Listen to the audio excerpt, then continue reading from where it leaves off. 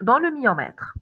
Le type 2, la composante intramurale, elle est supérieure à 50%, mais il est toujours sous muqueux.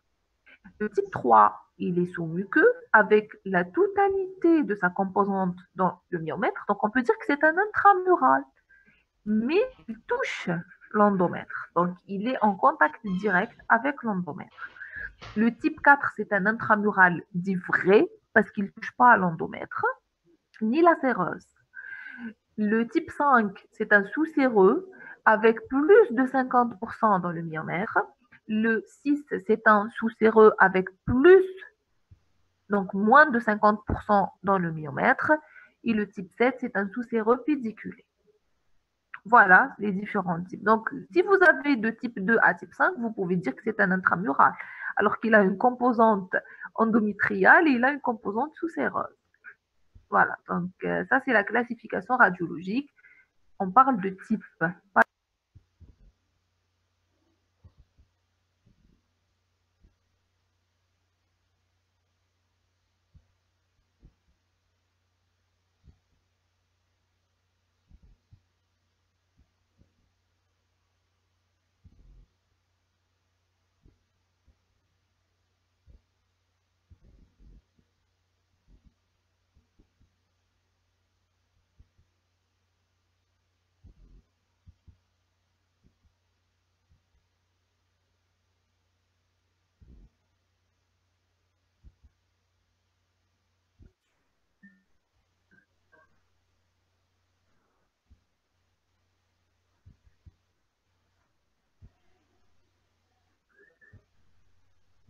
C'est bon?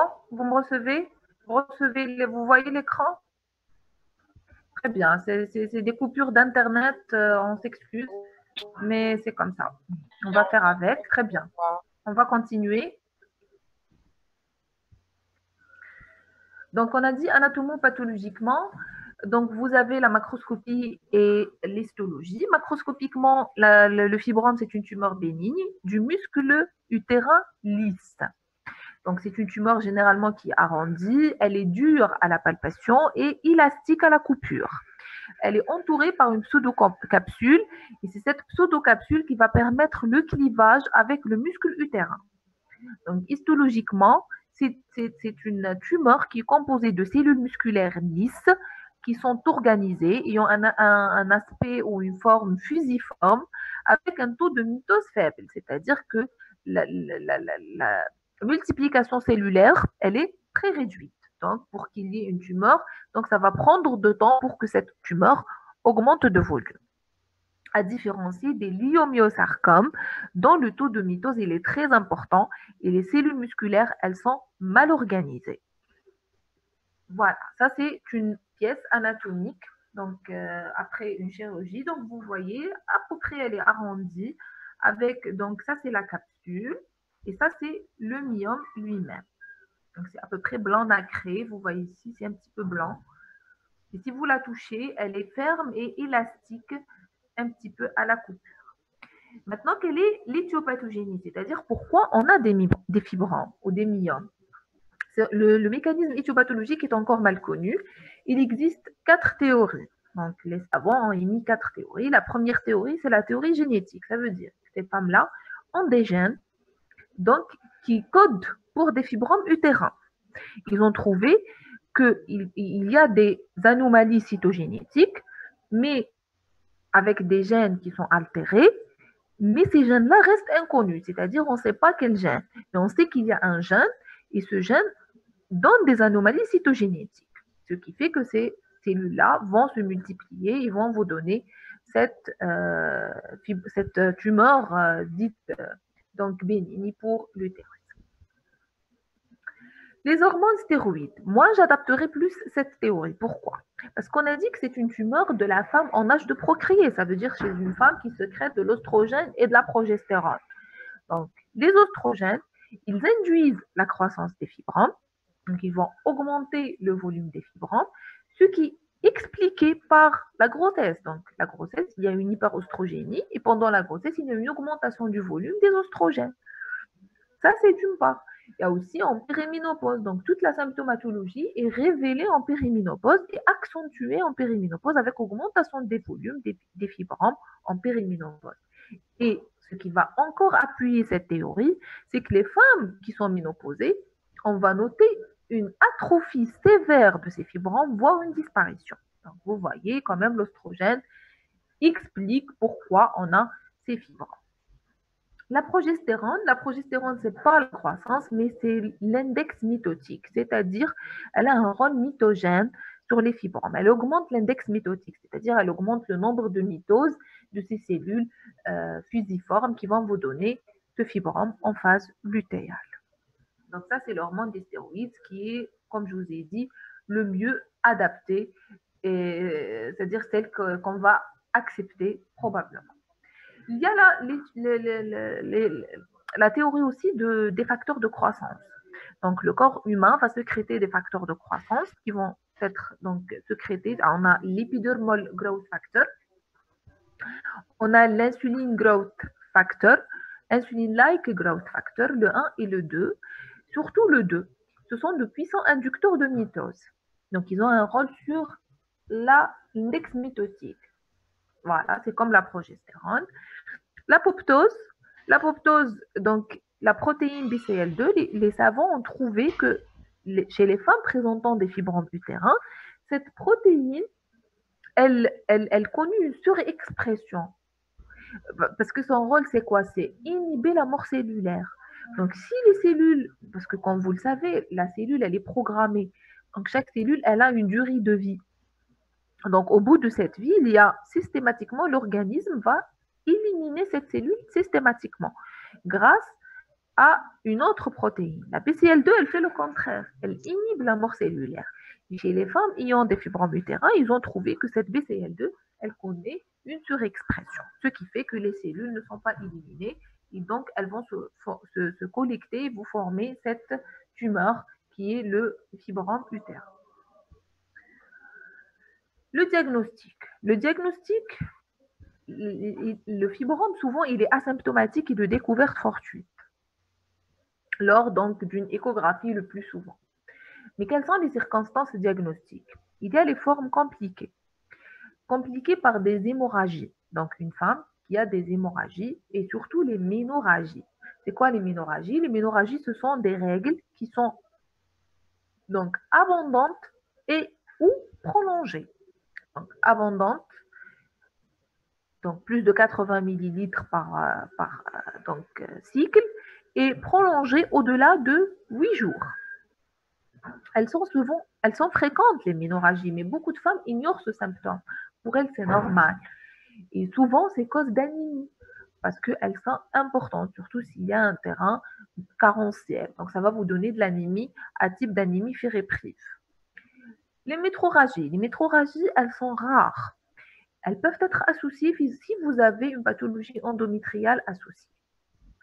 On peut avoir les deux, ménométrorragie, et rarement on pourra avoir de l'hémorragie intrapéritoniale.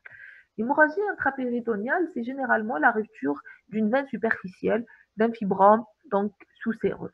Par érosion, donc il y a une rupture, ça va vous donner un tableau aigu d'hymopéritoine. Ça, c'est les hémorragies. Donc, gardez surtout les ménorrhagies, plus ou moins les ménométrorragies. Les complications mécaniques. Donc là, c'est en fonction du volume du fibrome et de son siège. Donc, pour comprimer, il doit avoir un certain volume. Et quel organe comprimé, c'est en fonction de son siège. S'il comprime un des uretères, donc là, il va vous donner une hydronéphrose et à la langue, si vous ne traitez pas, vous allez avoir carrément un rein muet. La vessie, donc pour les fibromes à siège antérieur, donc généralement, ça va vous donner une pollakiurie avec impériosité, incontinence, etc. S'il comprime le rectum parce qu'il siège en postérieur, vous allez avoir donc une constipation chronique. S'il comprime les vaisseaux pelviens, s'il siège donc de part et d'autre de l'utérus et surtout au niveau du ligament large, il pourra vous donner donc des thrombophlébites. Et s'il comprime un nerf, il pourra même vous donner une sciatique. Pour les fibromes, donc qui sont pédiculés, ils sont quand même assez volumineux, ils peuvent se tordre et vous donner un tableau de torsion aiguë. Donc, ça, c'est quand même, c'est décrit. Donc, soit c'est une complication par compression, soit c'est une complication par torsion. Les modifications structurales, donc ça, c'est les formes toujours compliquées. Donc, vous avez la calcification et la dégénérescence œdémateuse. La calcification, c'est des dépôts calciques qui vont se former au niveau du fibrome et qui sont donc en rapport avec, c'est un mode de guérison en quelque sorte, ainsi que la dégénérescence œdémateuse. Donc, il va y avoir une dégénérescence du fibrome et le tissu va se transformer en œdème et c'est une forme aussi de guérison. La complication qui est la plus importante, c'est ce qu'on appelle la microbiose aseptique. La microbiose aseptique, c'est la première complication du fibrome utérin et c'est une complication surtout de la femme enceinte, ayant bien sûr un myome associé à sa grossesse. C'est quoi la microbiose aseptique? C'est une facelle brutale de la tumeur, c'est l'infarctus aigu du myome. C'est ça la microbiose aseptique. Elle est due donc à l'interruption de la vascularisation du fibrome par interruption donc de l'artère. Il n'y a plus de sang qui arrive au fibrome par son artère nourricière. Il va donc se nécroser parce qu'il ne va plus recevoir donc d'oxygène. Vous allez avoir, vous allez avoir une fibricule à 38-39 degrés Celsius avec un faciès qui est subictérique. La douleur pelvienne, elle est intense, elle est aiguë, avec des pertes noirâtres, des petites métrorragies noirâtres. La douleur, elle est tellement intense, elle pourra être syncopate, c'est-à-dire les femmes peuvent perdre connaissance tellement l'intensité de la douleur. Et le fibrome à l'examen clinique, à la palpation, il va devenir très très mou et très douloureux, surtout à la mobilisation utérine.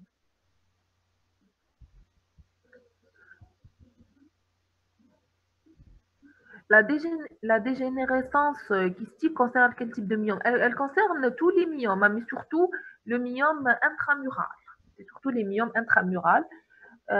Donc, à l'échographie, vous allez avoir une image en cocarde. Ça veut dire quoi? Ça veut dire, parce que la nécrose, c'est quoi? C'est des plages de sang. Donc, ça va apparaître anicogène. Donc, vous allez avoir une image hétérogène en cocarde ou en nid d'abeille. Donc, des plages échogènes, des plages anicogènes. Et c'est à l'intérieur du myome avec sa capsule donc périphérique qui témoigne du plan de clivage. Quel serait le traitement? Le traitement, c'est un traitement médical. Donc, on n'intervient pas chirurgicalement pour une microbiose aseptique. Donc, vous allez hospitaliser la malade avec un repos strict. Vous allez donner un traitement médical à type d'antibiotiques et d'anti-inflammatoires. Les anti-inflammatoires et les antalgiques, c'est pour la douleur. Vous allez mettre des antibiotiques à large spectre pour prévenir la septisation, parce qu'on a dit que c'est une microbiose aseptique. Ça veut dire qu'il n'y a pas d'infection. Maintenant, avec la microbiose, et comme le vagin c'est un milieu septique, il pourrait y avoir une septisation. Et donc, là, on va donner des antibiotiques. Et aussi, on met une poche de glace sur le ventre. Ça va réduire au maximum les douleurs. Voilà, ça, c'est des images de microbiose aseptique. On va arriver à la femme enceinte. Ça, c'est des images de microbiose aseptique. Vous voyez, c'est comme si le myome il est rangé à l'intérieur. Il n'y a plus de tissu, c'est du sang à l'intérieur. Ça, c'est le myome calcifié. Vous voyez, c'est des dépôts calciques à la périphérie et au centre. Et ça, c'est donc l'image en cocarde. Vous voyez, il y a des plages anicogènes avec des plages icogènes, des plages hétérogènes. Et voici la capsule périphérique donc du myome. Voilà. Les complications infectieuses, elles ne concernent qu'un seul type de myome, c'est les myomes accouchés par le col. Et ça va vous donner de la microbiose septique. Pourquoi? Parce que donc, le myome, lorsqu'il est accouché par le col, il y a son pédicule qui va être donc comprimé au niveau du canal cervical et ça va vous donner une microbiose. Mais cette fois-ci, elle est septique. Pourquoi? Parce que le myome, il est à l'extérieur, il est dans le vagin. Et s'il est dans le vagin, le risque d'infection, il est très important. Donc, vous allez avoir une masse noirâtre parce qu'il est sphacelé. et qui est fétide. Fétide parce qu'elle est surinfectée. Les transformations malignes, ça concerne donc les myomes qui vont se transformer en sarcome, ce qu'on appelle la dégénérescence sarcomateuse. Elle est exceptionnelle, mais elle existe. C'est surtout chez des femmes en périménopause et les femmes ménopausées, donc qui vont présenter donc ce type de complications. L'infertilité, voilà. Donc l'infertilité, il se pourrait que le myome soit une cause d'infertilité. Donc, comme vous le savez, l'infertilité, c'est soit mécanique, soit hormonale. Là, on est dans les mécaniques. Pourquoi? Parce que ça concerne les myomes intracavitaires. Donc, ce sont les myomes qui vont déformer la cavité utérine et qui vont gêner l'ascension des spermatozoïdes, d'une part. Et s'il y a une conception, ils vont gêner la nidation. Donc, la femme va faire donc soit elle va pas, donc elle va concevoir, mais elle va pas y avoir nidation, soit il va y avoir nidation, mais du fait de la compression, de la déformation de la cavité utérine, il va pas y avoir comment dirais-je, une évolution de cette grossesse et elles vont faire des pertes fœtales, c'est-à-dire elles vont avorter, des avortements précoces, voire même tardifs, et donc ça va vous donner une infertilité. Très bien. Voilà, ça c'est une image de IRM d'un sarcome. Vous voyez comment il est hétérogène, il n'est pas le pourtour de ce sarcome n'est pas donc régulier. Il y a une infiltration de la paroi utérine. Donc c'est probablement c'est un sarcome et le diagnostic sera anatomopathologique après la chirurgie. Ça c'était les formes compliquées. C'est-à-dire on a découvert le fibrome suite à une complication. Ça peut être des formes associées, c'est-à-dire on a découvert le fibrome en donc, cherchant une autre pathologie, telle que le col. Par exemple, vous cherchez une pathologie du col, vous trouvez un myome accouché par le col associé à un néo du col. Donc là, c'est le frottis cervico-vaginal et la colposcopie avec biopsie. Ou bien l'endomètre. Donc, vous avez une pathologie fibromateuse associée à un néo de l'endomètre. Et là, c'est surtout que vous allez avoir des ménométroragies. Donc, les métroragies vont être associées si vous avez une pathologie de l'endomètre, que ce soit une pathologie bénigne ou une pathologie maligne. Pour la grossesse, on arrive à la grossesse. Maintenant, la femme, si elle pourra concevoir malgré son fibrome, il va y avoir donc déjà le risque, on a dit, c'est la microbiose aseptique. Pourquoi? Parce qu'il va y avoir une augmentation du volume du fibrome sous l'effet des hormones de la grossesse, l'oestrogène. Donc, s'il augmente de volume, donc sa veine nourricière ou son artère nourricière ne va pas être suffisante, surtout qu'il va y avoir donc une augmentation du débit de perfusion de l'utérus et surtout du sac gestationnel, ce qui va priver un petit peu le fibrome de sa vascularisation. Il pourra donc vous faire une microbiose aseptique. Les premiers mois de la grossesse, les complications, c'est surtout le risque d'avortement avec rétention placentaire. On a dit si le fibrome, il a une composante intracavitaire, il va y avoir une perte embryonnaire, voire une perte fœtale. Maintenant, s'il y a une perte, comment aller faire donc un curtage donc évacuateur parce qu'il déforme la cavité, donc on ne pourra pas faire un curtage évacuateur. Il y a souvent un risque de rétention placentaire. Les derniers mois, c'est surtout, il va gêner l'accommodation du fœtus. Donc, c'est en fonction de son siège. Si vous avez un siège prévial, c'est-à-dire qu'il est situé en bas, il va vous donner des positions vicieuses. Donc, vous allez avoir une présentation du siège ou une présentation transverse. Maintenant, si donc aussi il pourra vous donner une anomalie du travail parce que c'est un utérus qui siège d'un fibrome. Donc, la contraction utérine ne va pas être bonne, la propagation de l'onde de contraction ne va pas être normale. Donc, vous allez avoir des dystocies de démarrage ou une stagnation de dilatation. Le risque plus important, c'est l'hémorragie de la délivrance. Pourquoi? Parce que c'est un utérus qui ne va pas se contracter. Donc, la phase de décollement, déjà, si vous avez un obstacle préviable, vous n'allez pas pouvoir faire une délivrance normale.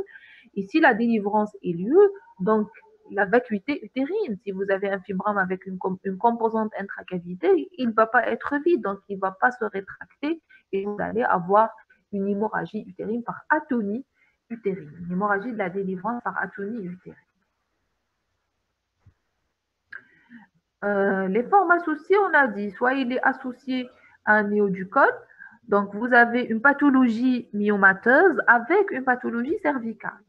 Donc là, il faut explorer le col parce que le fibrome, on a dit que c'est une pathologie bénigne. Donc, il n'est pas en pronostic vital en jeu. Mais le néo du col, c'est un pronostic vital qui est en jeu. Donc, il faut explorer le col et la conduite à tenir va être en fonction de la pathologie associée. Néo de l'endomètre. Donc, beaucoup de femmes font erreur. Donc, on a dit, le fibrome, il donne surtout des ménorrhagies. Maintenant, si la femme, elle a des métrorragies qui sont associées, c'est qu'elle a une pathologie de l'endomètre. Maintenant, cette pathologie de l'endomètre doit être étiquetée. Est-ce que c'est une pathologie fonctionnelle et donc qui est associée sûrement à sa pathologie myométriale, ou est-ce que c'est une pathologie donc organique? Ça veut dire qu'elle a un problème organique, un adénocarcinome. Donc là, il faut faire la biopsie et étiqueter ces métrorragies, ne pas dire qu'elles sont liées à un fibrome. La grossesse, on a dit, c'est soit donc vous avez les complications du T1 et vous avez les complications ultérieures du T3 et du travail que je viens d'expliquer. Voilà. L'examen clinique. Donc, l'examen clinique, il est souvent muet. On a dit les signes fonctionnels, c'est surtout les ménorragies.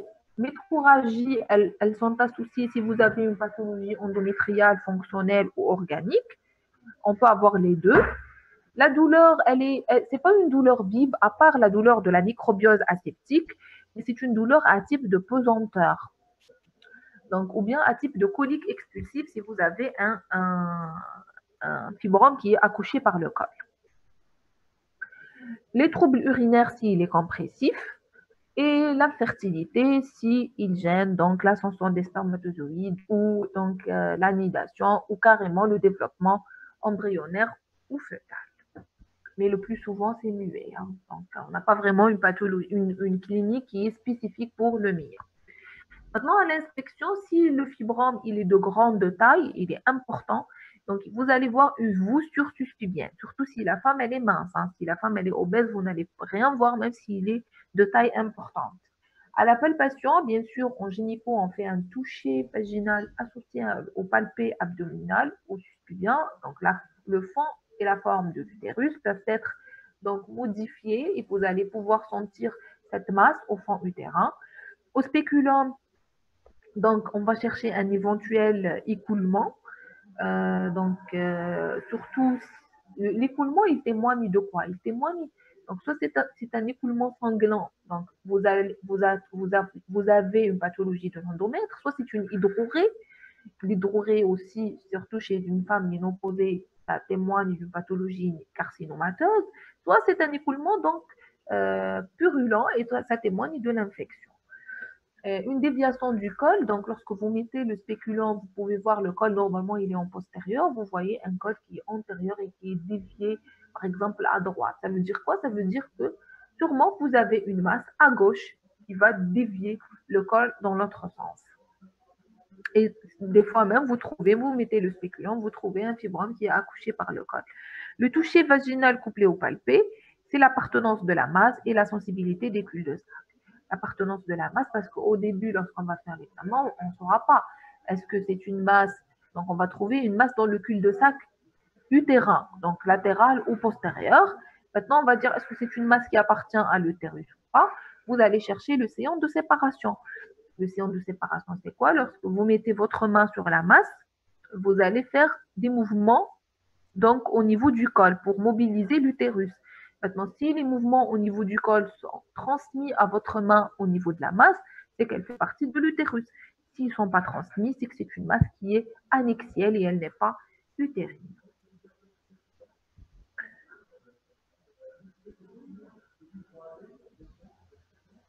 Voilà.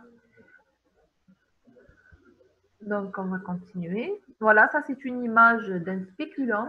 Vous voyez ici, ça c'est le col. Là, il y a un petit ectropion au niveau donc du col, d'orifice cervical, et ça c'est le fibrome qui est accouché par le col. Tout ça c'est le fibrome, ça c'est le col. Et en rose, ça c'est le col, ça c'est le vagin, et ça c'est le fibrome utérin qui est accouché par le col. Les examens complémentaires, donc le fibrome, il est diagnostiqué facilement et rapidement par une échographie. Donc une échographie pourra vous permettre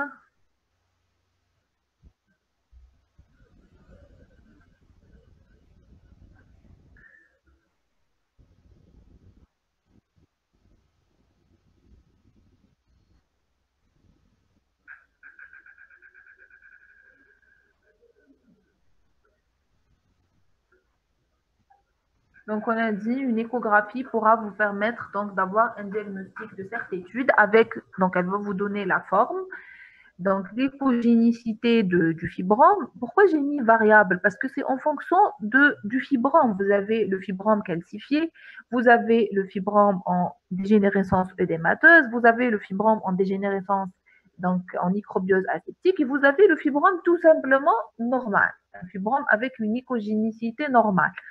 Donc, elle est variable. C'est l'échographie qui va vous permettre de dire quel type donc de complications vous êtes. Le nombre de fibromes, on pourra avoir un seul comme on pourra avoir un utérus polymyomateux. La taille, on va mesurer la taille, les rapports avec la cavité utérine, et on va chercher le halo périphérique hypoïcogène qui témoigne du plan de clivage. Parce que si vous n'avez pas ce halo périphérique hypoïcogène, c'est le diagnostic différentiel avec l'endométrium. L'endométrium, c'est la même chose que le fibrome, sauf qu'il n'a pas de halo périphérique, et donc sa chirurgie, elle est très difficile. L'hystérosonographie, elle est faite pour les myomes sous-muqueux, surtout à composante intracavitaire. Donc, vous allez injecter du sérum physiologique dans la cavité utérine et vous allez faire une échographie. Le sérum physiologique, pourquoi? Pour donc ouvrir la cavité utérine virtuelle et donc pouvoir faire une échographie. Donc, donc toute la pathologie de la cavité utérine pourra être mise en évidence. L'hystérographie, elle n'est plus donc de pratique courante. Pourquoi? Parce que actuellement on a l'hystéroscopie. Donc, on pourra faire. Donc, si vous faites une hystérographie, vous allez avoir des images donc, de soustraction. L'IRM, c'est la cartographie ou la suspicion de sarcome utérin. Donc, si vous suspectez un sarcome utérin, vous demandez une IRM. Et sinon, c'est pour avoir la cartographie précise de ces fibromes en vue donc d'une chirurgie surtout. Donc, on l'a fait en préopératoire pour avoir donc une cartographie idéale et donc guider ce chirurgien pour sa chirurgie. Voilà, donc ça c'est l'image hystéroscopique, ça c'est la cavité utérine et ça c'est le fibrome. Ça c'est l'échographie, donc vous voyez ça c'est l'utérus. Vous voyez la ligne de vacuité, elle est normale, puis là elle est un petit peu déviée. Pourquoi vous avez un fibrome qui est antérieur et qui est phendique et il est calcifié. Voilà, donc il est calcifié.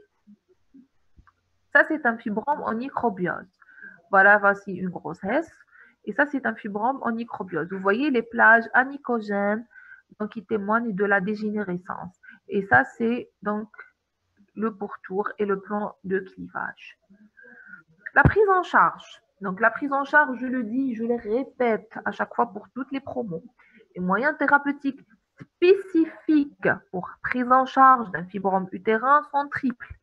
Soit vous êtes en présence d'une abstention, donc l'abstention et la surveillance. Soit vous faites la radiothérapie, la radiologie interventionnelle, soit c'est la chirurgie. Ce sont les trois moyens de prise en charge spécifique des myomes. Donc, un fibrome qui est asymptomatique, un fibrome dont le diamètre est inférieur à 10 cm. Vous n'êtes pas en droit d'intervenir. Vous respectez, vous surveillez. Certains disent vous surveillez, d'autres vous disent même pas un suivi échographique. Actuellement, même les fibromes dont le diamètre est supérieur à 10 cm et qui sont asymptomatiques ne bénéficient d'aucun traitement. Donc, fibrome asymptomatique, on va dire quelle que soit sa taille, bien sûr, à une certaine taille, il va devenir symptomatique. Mais quelle que soit sa taille, s'il ne gêne pas, faites rien du tout. Ça, c'est le premier moyen thérapeutique. Deuxième moyen thérapeutique. La technique de l'hystérosonographie, vous allez, donc femme en position gynécologique, sur table gynécologique, vous allez introduire un cathéter au niveau du canal cervical de l'utérus si vous allez injecter du sérum salé. Et avec la sonde endovaginale au suspubien, vous allez faire l'écho. C'est ça l'hystérosonographie. Donc la cavité va s'ouvrir sous l'effet du sérum et vous allez pouvoir faire l'échographie. Deuxième moyen, traitement médical. Lisez bien ce que j'ai mis. Aucun traitement médical actuellement validé n'est capable de faire disparaître les myomes. Donc, il n'existe aucun traitement médical pour les myomes. C'est un traitement symptomatique. Quels sont les symptômes que vous avez? Les ménométroragie, et vous avez la douleur. Ce sont les deux principaux symptômes des myomes. Et c'est ce traitement médical qui va vous permettre de traiter ces deux symptômes. Donc, quand est-ce qu'on va donner un traitement médical? Pour les volumes petits ou moyens, pour la douleur et l'hémorragie, on va les donner uniquement pour une courte durée inférieure à 6 mois. Quelles sont les molécules disponibles? Donc, vous allez donner les ANS pour la douleur. Les progestatifs, ils ont une action atrophiante sur l'endomètre parce que généralement, il y a une hyperplasie associée pour avoir les métroragies. Donc, hyperplasie, je peux l'expliquer par deux mécanismes. Le premier, c'est que déjà le fibrome, il devient symptomatique en périménopause. Donc, il y a déjà une hyperplasie par hyperostrogénie relative. Et de deux, vous avez donc l'augmentation de la surface de l'endomètre. Si vous avez un fibrome, la taille de l'utérus augmente et donc la surface augmente. Les analogues LHRH sont des médicaments qui vont vous donner une castration médicamenteuse réversible. Ça veut dire quoi? Ça veut dire qu'on va bloquer l'axe hypothalamo-hypophyso-ovarien par rétrocontrôle négatif. Ils ont un effet de réduire la taille des myomes de 50%, mais pas de les faire disparaître. On les donne 6 à 8 semaines, donc à peu près 2 mois, avant l'intervention chirurgicale pour réduire le volume des myomes et donc rendre la chirurgie plus facile. Mais on ne peut pas les donner au-delà de 6 mois. Et si vous donnez les analogues LHRH, donc vous devrez associer une adbacthérapie à type donc de calcium et de vitamine D. Il y a une déperdition minérale très importante et ça va vous donner donc une fragilité osseuse. Le dispositif intra-utérin stérilé, mais pas le mécanique, c'est-à-dire pas le cuivré, vous devrez associer un DU au lévonorgestrel, c'est-à-dire associé au microprogestatif. Pourquoi on met le DU? Pour lutter contre cette métroragie associée à ce fibrome. Donc déjà, c'est pas tous les utérus peuvent bénéficier d'un DU, c'est seulement les utérus avec des fibromes de plus de 3. Donc le 1, le 2, le 0, le 1 et le 2, ce sont des contre-indications. Vous ne pouvez pas insérer un DU pour des femmes ayant un fibrome de type 0, type 1 et type 2 parce qu'ils ont une composante intra, donc utérine. Donc, ils modifient ou déforment la cavité. Donc, vous ne pouvez pas mettre un DU. L'acide tranexamique, c'est quoi? L'acide tranexamique, c'est un puissant antifibrinolytique. Donc là, on va jouer sur la fibrose, plutôt sur la fibrine, c'est-à-dire la formation de fibrine après saignement. Donc là, il va antifibrinolytique, c'est-à-dire il va donc ne pas permettre la lyse du caillou de fibrine et de ce fait assurer l'hémostase. C'est toujours pour les saignements qui sont importants. Il est très, très coûteux et il n'est pas disponible en Algérie. La mifepristone, c'est un puissant antiprogestéronique. Donc, on a dit la progestérone index mitotique. Donc, il va lutter contre ici. Donc, il va diminuer la taille puisqu'il va donc son effet sera sur l'index mitotique. Il va améliorer les symptômes. Mais le problème, c'est que la mifepristone, c'est elle-même qui va donner. Elle a beaucoup d'effets secondaires. Donc, elle n'est pas tolérée par les femmes. Et les dernières molécules qui sont encore en cours d'essai, c'est les FPRM, les modulateurs des récepteurs spécifiques à la progestérone. Donc, ils sont en cours d'évaluation pour le traitement des symptômes et même on les utilise. C'est comme les analogues LHRH, ils permettent de réduire le volume donc, des biomes et donc ils ont un but en préopératoire. Voilà. Les progestatifs, ce n'est pas la progestérone. Donc, c'est pas la progestérone. Parce qu'ici, je vous dis progestatif et là, je vous dis antiprogestéronique. C'est pas la même chose. Donc, le deuxième traitement spécifique, c'est l'embolisation artérielle. Donc, c'est une technique de radiologie interventionnelle qui est destinée aux myomes de type 2 et plus. Donc là, le traitement spécifique du myome, donc vous avez l'embolisation artérielle et vous avez la chirurgie. Ce sont les deux moyens donc thérapeutiques spécifiques pour le myome. L'embolisation artérielle, c'est quoi? C'est une technique de radiologie interventionnelle. Donc, pour le myome de type 2 et plus, c'est-à-dire les myomes qui ont une composante intramurale. On a dit 2 à 5, c'est les myomes intramuraux.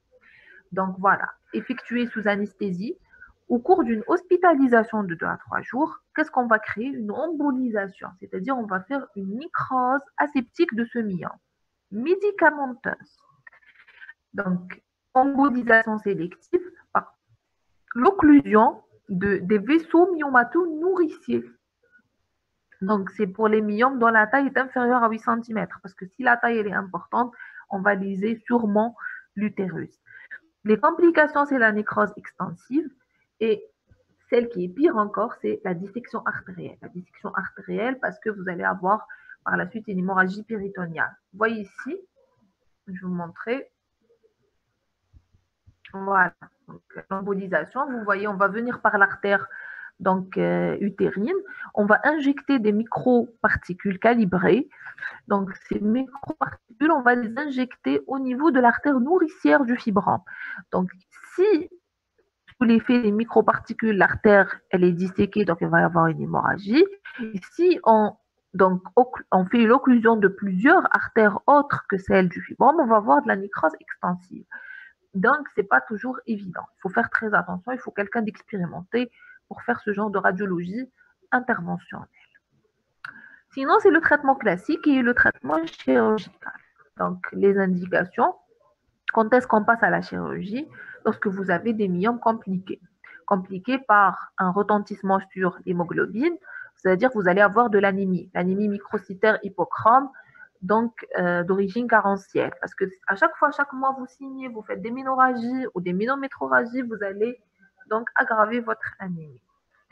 Si elle a des douleurs chroniques, donc des douleurs chroniques redèlent au traitement, si elle a donc un fibrome dont la taille est très importante et qui devient compressif, et si elle a des troubles de la fonction reproductive, où elle est orientée pour une procréation médicalement assistée.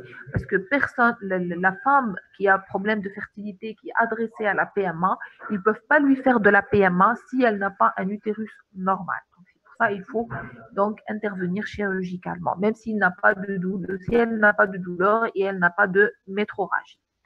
Ou bien vous avez donc un fibrome qui est associé à une lésion génitale patente. Là, on revient à la lésion génitale patente. Là, c'est pas, on va indiquer le traitement chirurgical, pas parce qu'on a un fibrome, mais parce qu'on a une pathologie associée. Donc, vu que j'ai une pathologie associée, donc je vais traiter les deux en même temps.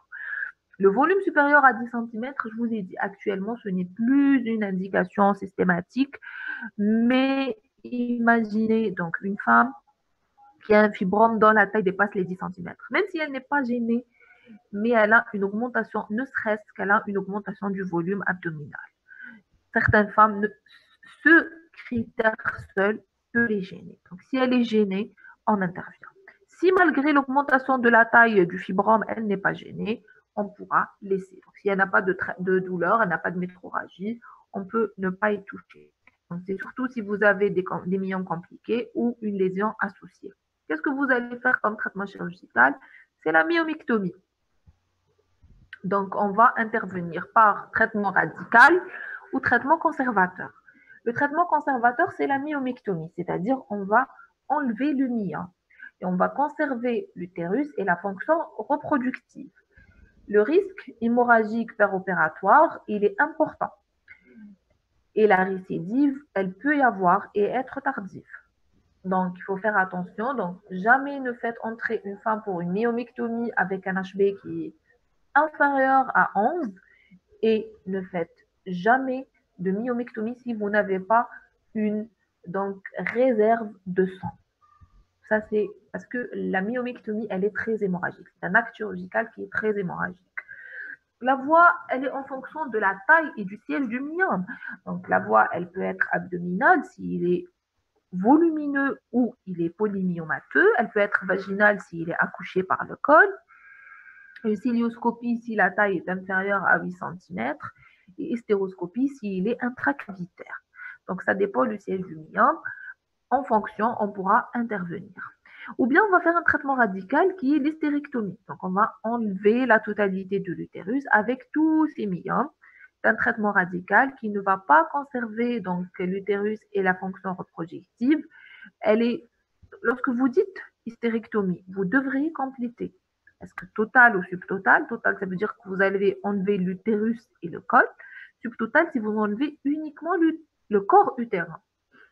Et vous devriez compléter, est-ce qu'elle est interannexielle ou avec annexictomie? Interannexielle, ça veut dire que vous laissez les ovaires.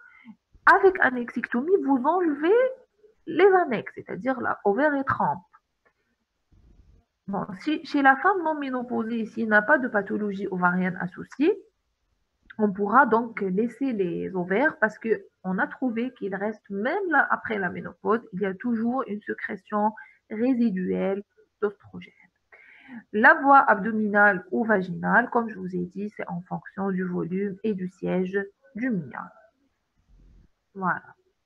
Donc ça, c'est une myomectomie par voie chirurgicale normale, la parotomie. On a ouvert le muscle utérin et on a extrait le myome. Ici, c'est un myome donc, par voie hystéroscopique. Donc, vous voyez à l'anse, on va par morcellement, donc on va faire une myomectomie. Ça, c'est une pièce d'hystérectomie. Vous voyez que c'est une hystérectomie totale parce qu'on a enlevé le col, siège d'un myome intramural. Donc, on a enlevé le col et c'est une hystérectomie interannexielle parce qu'il n'y a pas donc d'annexe. Voilà, en conclusion, donc les fibromes sont une pathologie bénigne de la femme en âge de procréer, surtout en périménopause. Le plus souvent, ils sont asymptomatiques et la prise en charge dépend de l'âge, le désir de grossesse et le contexte clinique. La prise en charge, on a dit, c'est pour la douleur et les métrorragies, c'est un traitement médical, mais pour le fibrome lui-même, pour régler le problème du fibrome, soit c'est la radiologie interventionnelle, soit c'est la chirurgie.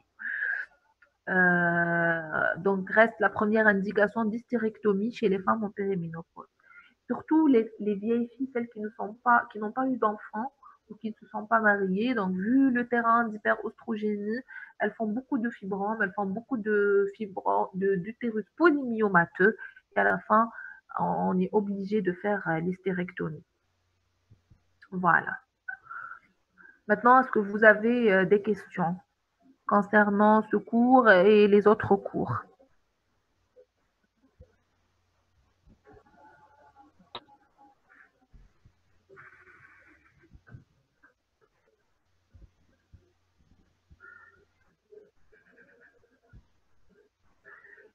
Voilà, ça veut dire quoi une présentation appliquée? Une présentation appliquée, donc vous avez la présentation refoulable. Lorsque vous faites le toucher vaginal et vous refoulez la tête avec vos deux doigts, elle va se refouler facilement. Elle est refoulable. Maintenant, il y a la présentation appliquée, la présentation amorcée, il y a la présentation fixée, il y a la présentation engagée. Donc, à chaque fois que la tête descend, donc refoulable, elle se refoule facilement, puis elle va s'amorcer, c'est-à-dire elle se refoule mais avec un petit ressaut. Appliquer, ça veut dire qu'on la refoule avec force. Fixer, on ne peut pas la refouler. Engager, c'est bon. Elle s'est engagée dans le détroit supérieur et vous ne pouvez rien faire. On ne fera pas. Non, pour le fibrome, j'ai fait un cas clinique, mais c'était pour les TD. Donc, c'est pour les TD. Si vous voulez que je vous le fasse et si j'aurai le temps, il n'y a pas de problème. Après l'acte chirurgical, donc pour les fibromes, donc les fibromes qui sont, c'est-à-dire qui ne sont pas pédiculés, parce que si le fibrome il est sous-séreux pédiculé, la chirurgie elle est très facile. Vous allez couper le pédicule et on n'a pas touché à l'utérus. Pour les fibromes aussi intracavitaires, qui sont aussi pédiculés, qui sont donc intracavitaires, donc vrais, ou qui sont accouchés par le col. Donc la grossesse, la femme peut tomber enceinte le mois qui suit. Maintenant, si le fibrome, il a une composante murale, c'est-à-dire qu'on a touché la musculeuse, là, il faut au moins une année. Ça va devenir une cicatrice myométriale. Et pour toute cicatrice myométriale, l'espace intergénétique, il est d'au moins une année. Mifepristone, on a dit la mifepristone, c'est un puissant antiprogestéronique. Donc, il bloque les récepteurs à la progestérone. Donc, c'est des comprimés dosés à 200 microgrammes et qui sont donnés pour donc les métroragies et pour réduire le volume donc du fibrome. Ils ont beaucoup d'effets secondaires et on ne les utilise pas vraiment, surtout pour les effets secondaires. Il y a une déperdition aussi osseuse très importante, c'est comme les analogues LHRH. Voilà.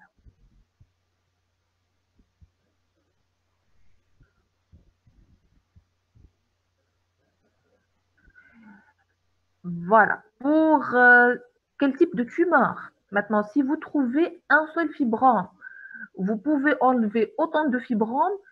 Bien sûr, déjà, lorsque vous allez décider la chirurgie, on a dit il faut faire une cartographie, il faut faire une IRM pour connaître combien de tumeurs vous avez de fibromes. Hein, je parle toujours de fibromes. Combien de fibromes vous avez? Si vous enlevez, est-ce que vous enlevez un? Vous allez enlever deux? S'il est polymyomateux, vaut mieux discuter donc la l'hystérectomie d'emblée. Donc déjà au début, lorsque vous entrez, vous allez donc être d'accord avec votre patiente. Madame, vous avez plus de 3000 fibromes, vous êtes en périménopause, on ne va pas s'amuser à enlever un par un, on va vous faire une hystérectomie. Maintenant, si c'est une femme âgée de 39 ans ou de 38 ans qui est désireuse d'enfants et qui a plus de 2 fibromes, donc vous allez enlever bien sûr celui qui gêne beaucoup, surtout la grossesse, mais le reste, vous allez les laisser. Sinon, vous allez déformer son utérus. Ici, il est déformé ou les sièges de multiples cicatrices. Même si elle tombe enceinte, elle ne pourra pas mener une grossesse à terme. Donc, vous voyez, c'est au cas par cas. Pour si vous avez une pathologie associée. Maintenant, si vous avez un problème au niveau du col ou au niveau de l'utérus, de l'endomètre, là, même si vous avez un fibrome, ce n'est pas le fibrome qui va indiquer l'indication chirurgicale. Ça va être en fonction de la pathologie associée. Un problème au niveau du col ou un problème au niveau de l'endomètre et surtout une pathologie carcinomateuse, donc, c'est l'hystérectomie. On ne va pas jouer à enlever, donc, faire une endométrictomie et à faire donc une myomectomie. Donc, on va aller vers le traitement radical. Le score d'évaluation du bien-être fœtal, c'est le score de Manning. Donc, ça, c'est un score qui est composé de plusieurs paramètres. Donc, vous avez les mouvements donc fœtaux, mouvements de flexion-extension, les mouvements respiratoires. Vous avez aussi la quantité du liquide, vous avez le RCF et tout ça va vous permettre d'avoir un score. Si le score il est supérieur à 8, on dit que c'est un bon score de Manning. Entre 6 et 8, il y a une petite souffrance. Inférieur à 6, le score de Manning n'est pas bien, donc on est dans la souffrance fœtale chronique.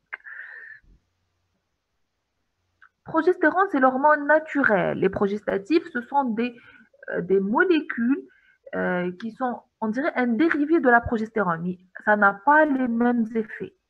Donc, ce n'est pas les mêmes effets que la progestérone. Vous allez faire ça dans un cours, donc les ostroprogestatifs, quand vous allez faire la pilule. Donc, Dr Bali va vous expliquer très bien la différence entre progestatif et progestérone.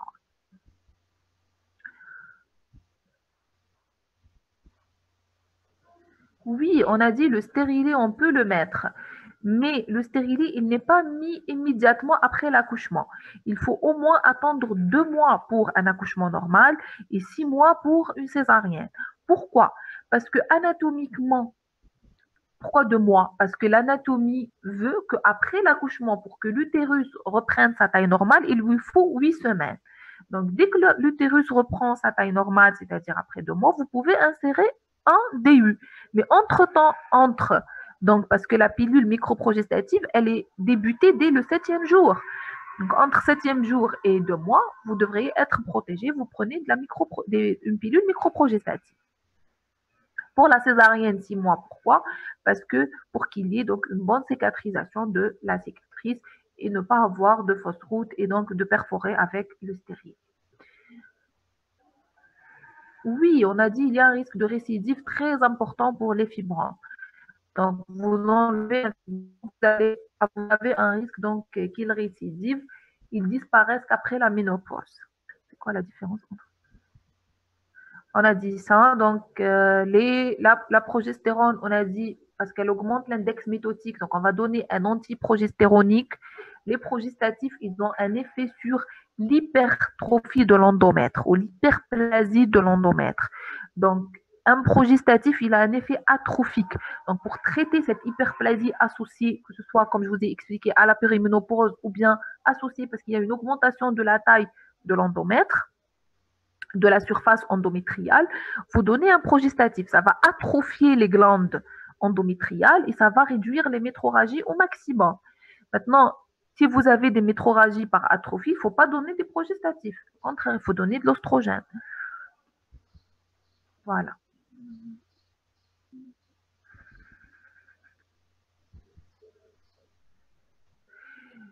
Pour les analogues LHRH, on commence par des cures de 3 mois. Donc, vous donnez la première cure, soit vous donnez une injection qui couvre les 3 mois, soit vous donnez une injection mensuelle pendant 3 mois.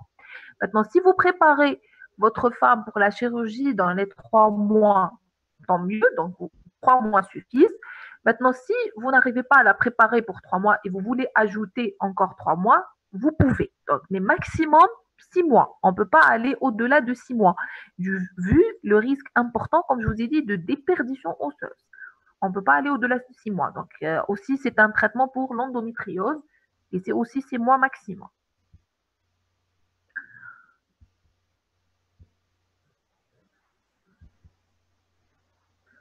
Je vous ai dit, oui, la plupart des fibromes sont méconnues et elles sont diagnostiquées lorsque la femme va faire sa première échographie. Pour les femmes qui n'ont pas de problème, la première échographie gynécologique chez nous, c'est lorsqu'elle elle tombe enceinte. Donc, elle va retrouver donc un fibrome utérin qui est associé à sa grossesse. Je vous ai dit, le retentissement sur la grossesse est en fonction du siège et de la taille du myome. Il peut avoir un retentissement pour le T1, il peut avoir un retentissement pour le T3. Le traitement, à part la microbiose aseptique qu'on va traiter par un traitement médical, il n'y a pas de traitement pour le myome associé à la grossesse. On ne touche pas, on respecte, on ne fait rien du tout. Lorsque la femme accouche, là, on va prendre en charge ce myome. Oui, la cancérisation est possible, surtout pour les formes en périménopause ou s'il y a une persistance d'un myome après la ménopause. Donc, s'il persiste après la ménopause, il est fortement suspect. Donc, il faut l'enlever parce que le risque de sarcome devient très important. Donc, parce que le sarcome, c'est surtout l'apanage des femmes ménopausées. Donc, rapidement, vous allez avoir donc, une augmentation du volume très rapide avec altération de l'état général. Et le sarcome, il y a différents types histologiques du sarcome. Donc, c'est une entité à part. Mais le risque existe, oui. Il y a un risque de cancérisation.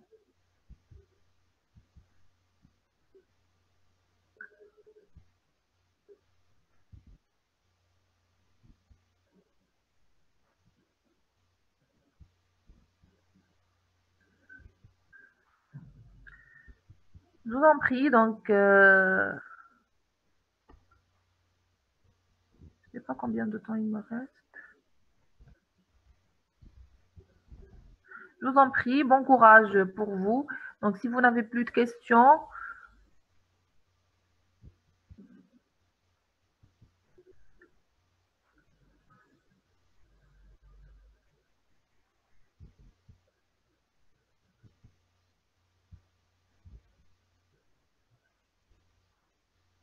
très bien. Donc, je vous remercie et bon courage.